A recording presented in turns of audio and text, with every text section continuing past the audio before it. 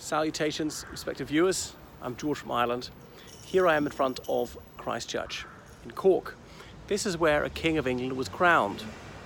Yes, you heard that right. It may seem very strange. Why on earth was a King of England crowned in Ireland, and especially in Cork, of all places, here rather than the cathedral? Well, I'm speaking about Perkin Warbeck.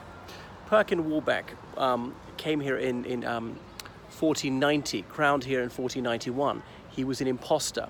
So he was born in Tournai, which is now part of Belgium. He grew up speaking French, later learned Dutch. He met some English merchants there, acquired mastery of English, and he sailed to Cork as well as part of his business trips. He came from a prominent and affluent mercantile family in Flanders. Anyway, so the Wars of the Roses had just come to an end. Henry VII had defeated and killed Richard III. Richard III had reigned for only 2 years. Richard III probably killed his 2 nephews, King Edward V and Richard of Shrewsbury. So they're the so-called princes in the Tower, who were in the Tower of London in April 1483, and after a few weeks disappeared, and that was that. And then Richard III had himself crowned. He would only be crowned, of course, if they were dead, but he also claimed that they were illegitimate. So another impostor had been set forward some years before, Lambert Simnel, a boy from Oxford, and that was that. He had been crowned in Christ Church, Dublin, later exposed for what he was and forgiven and forced to be a scullion the rest of his life, lived out his life in obscurity. Henry VII had forgiven him. So Perkin Warbeck got the same idea. He came to Cork, and some of the principal gentlemen of the city, when they saw him in silk robes, said that he bore a striking resemblance to that Richard of Shrewsbury, as in he could be Richard IV. So that's what he claimed to be. He said that he was Richard IV, and he was accepted by many people. This is a very Yorkist city back then. It shows how integrated we were with England and Wales, that we played such a role in these Wars of the Roses. 1455 to 1485, people battled it out for the English crown, because going way back to Edward III, he had 5 sons. It's the descendants of those 5 sons fighting each other. 5 sons, but only 2 sides, because sometimes cousins or second cousins married each other, so it had ended up with 2 sides. Although there was even fighting within the Yorkist side. So Richard III was a Yorkist. Obviously his 2 nephews were also Yorkists. So this chap, Perkin Warbeck, claimed to be Richard IV. There was no Richard IV. Anyway, so he claimed that yes, his elder brother, Edward V, had been murdered in the Tower of London, but the assassins had spared him because of his youth and innocence, and said you mustn't reveal your true identity for several years. So aged roughly 17, he stepped forward, and that was that, and he was accepted. Anyway, he crossed over to England with several hundred retainers. He gathered more supporters there. There were some battles there. I mean, up until this point, it had been a bit of a jape. But when his ships came off the coast of England, obviously they drew too much water. They were too deep below the waterline to go right up to the beach. They had to be decanted, his soldiers, into small rowing boats, row onto the beach, and they were landing in penny packets of 10s or 20s.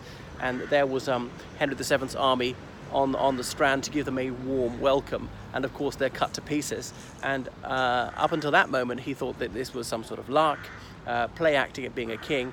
And then he saw people being butchered in front of his eyes, and he blanched at that.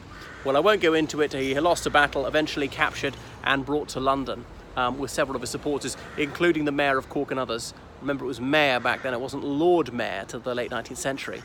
So he was forced to confess who he was. Much of what we know about his biodata comes from his confession as to his true identity. Now, some of this is thought to be specious, the things he was saying, but some things can be corroborated by external documentary evidence. So there's little doubt about his background, and there are people with that surname, Warbeck or Osbeck, sometimes known as, who were in Tournai and other towns in Flanders. So that was that. He was convicted of high treason. He and his supporters were hanged, drawn and quartered in London. That was the end of him. So this is a very curious chapter that Cork played in the history of England. Anyway, more about Christ Church. There's been a church on this site bound to about 1050, when this was more of a Norse city.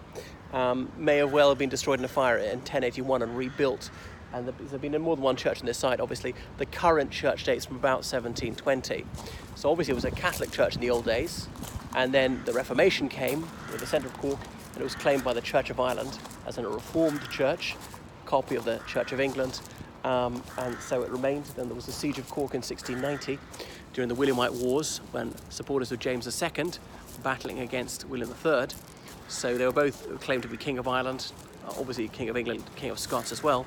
So William III prevailed. The Williamites, he had more Protestant support. Catholics, we almost all supported the other fella, James II. These two men, they were cousins, and indeed one was father-in-law than the other. But anyway, so it was extensively renovated in 1720 because of that. It was quite boggy ground, so somewhat sunk into the marsh. So Richard Payne, an English architect, had to come in and sort it out. This is a bit neoclassical with these columns.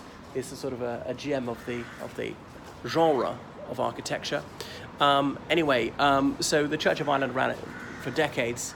Then so many of the leading citizens of Cork would worship here rather than the cathedral for some reason. I'm not quite sure. There's a mayoral box, and there's a royal coat of arms up there from the early 18th century. So it might be the coat of arms of, well, I suppose, George I, King of Ireland, even though he never came to Ireland. So many prominent citizens of Cork are interred here. They have memorial plaques. They were laid to rest in the churchyard just outside. Usually their graves can no longer be identified, and the headstones, because they tend to fall over, piled up at one end of the graveyard. So I've never, ever been into this church here. I've never seen it open. So Jack Lynch was the Taoiseach, as in Prime Minister from Cork, the only one from Cork, and he read a lesson here famously in the church to celebrate the 800th anniversary of Cork gaining our charter. But even though he was a Catholic, so it's quite a gesture of reconciliation, because not long ago, for a Catholic to go into a Protestant church or vice versa was a real no-no. But anyway, it was a sign of broad-mindedness and tolerance, but it was deconsecrated in 1978. The Protestant community had been a minority in Cork for a long time. By the 70s, it was a very small minority in the city, I would guess 5%. And it just wasn't sustainable. It was obviously very expensive, the upkeep of a place like this. So sold to the corporation, we'd call that the city council elsewhere. And then they turned to other purposes. So it's a performance centre, and below there's a cultural centre called Triskel. So that's that. So it's in very good nick now. I'll let you have a look. So you can see all the sort of wooden boxes, and wealthy people would pay to have their pew, their family seats. They're decorating it for a wedding. This is not a religious wedding, so it's an auditorium. They're doing a civic wedding. What else? There's some stained glass windows you can see a bit later. And we'll go into the crypt. The old graveyard's out there, just a public park.